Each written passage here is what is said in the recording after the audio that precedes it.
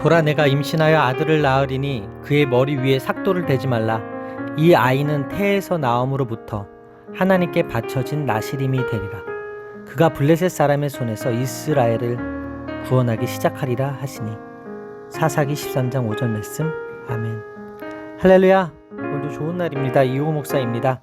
오늘의 원포인트 묵상 본문은 사사기 13장 5절 말씀입니다.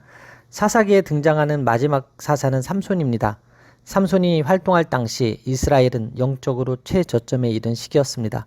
이스라엘은 하나님 앞에서 악을 행했고 블레셋의 압제를 받아 40년 동안 고통을 당했습니다. 40년은 지금까지 압제 기간 중 가장 긴 기간입니다. 13장에는 사사기에 상투적으로 나오는 이스라엘의 부르짖음도 빠져 있습니다. 이스라엘의 영적 상태가 그 정도로 악화되어 있었습니다. 이런 상황에서 하나님이 이스라엘을 구원하시기 위해 준비한 인물이 바로 삼손입니다.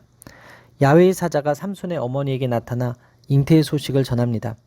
천사는 그녀에게 두 가지 명령을 내렸습니다. 첫째, 그녀가 특별한 아이를 잉태할 것이니 포도주와 독한 술을 마셔서는 안 되며 부정한 것을 먹지 말라는 것입니다. 둘째, 태어날 아이의 머리카락을 자르지 말라는 것입니다. 그 아이는 모태에서 하나님께 나시린으로 바쳐진 자로서 블레셋 사람들의 손에서 이스라엘을 구원할 자이기 때문입니다. 삼손은 어머니의 태에서부터 나시린으로 구별되었습니다.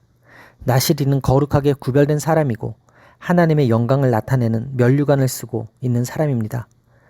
나시린은 포도주와 독주를 마시지 말고 머리를 자르지 않으며 시체를 만지지 않기로 하나님께 맹세한 사람입니다.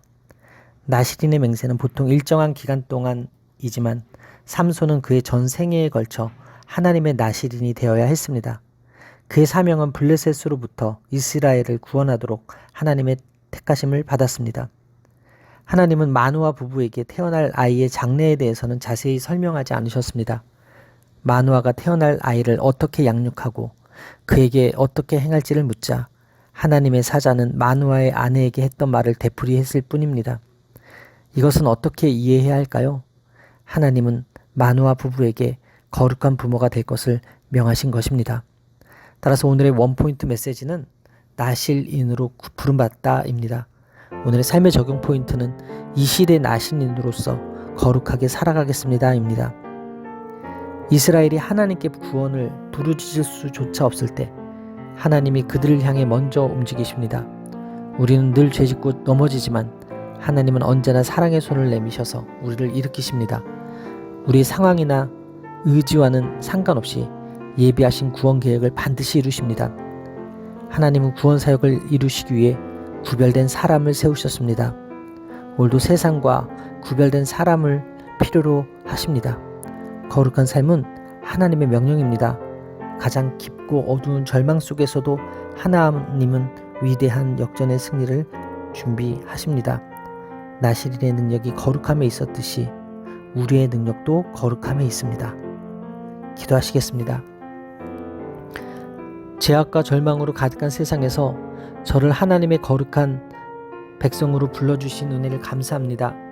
오늘도 어떻게 행할지 가르쳐주시는 하나님의 음성과 말씀을 구하며 하나님이 기뻐하시는 삶을 살도록 저와 함께하여 주옵소서. 오늘 저에게 맡겨주신 사명을 이루기까지 구별된 삶을 사는 자 되게 하여 주옵소서. 이 모든 말씀 살아계신 예수 그리스도의 이름으로 기도합니다. 아멘. 할렐루야. 오늘도 최고의 복을 받았습니다.